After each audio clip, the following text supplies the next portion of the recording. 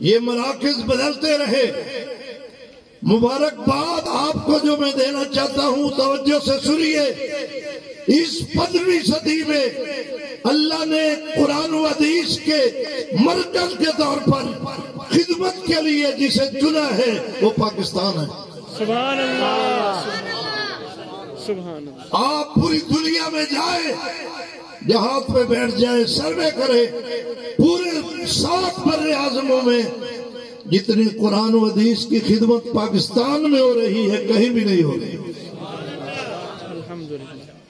لوگ پاکستان کی شکایت کرتے ہیں کہ جی مہنگائی ہے، وہ یہاں کرپشن ہے، سب کچھ اپنی جگہ پر ہے، لیکن میں جس خوبی پہ نظر رکھے ہوئے ہوں وہ یہ ہے کہ قرآن حدیث کی خدمت کا مرکز اس وقت پوری دنیا میں پاکستان ہے۔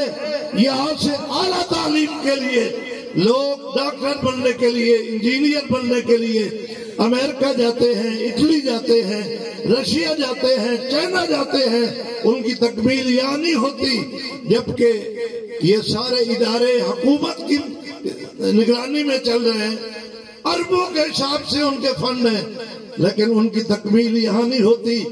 یہ دینی ادارے جو قرآن سے منسوب ہیں ان کو حکومت نہیں چلا رہی، آپ کے 10-20 روپے سے چل رہا ہے، لیکن اللہ نے چونکہ پاکستان کو منتخب کیا ہے، کسی عالم کو، کسی فقیہ کو، کسی مفتی کو اپنی تکمیل کے لیے کہیں نہیں جانا پڑتا، اس کو سارے دینی علوم یہاں ملتے ہیں، بلکہ دوسری دنیا کے لوگ یہاں آ کے علم حاصل کرتے ہیں۔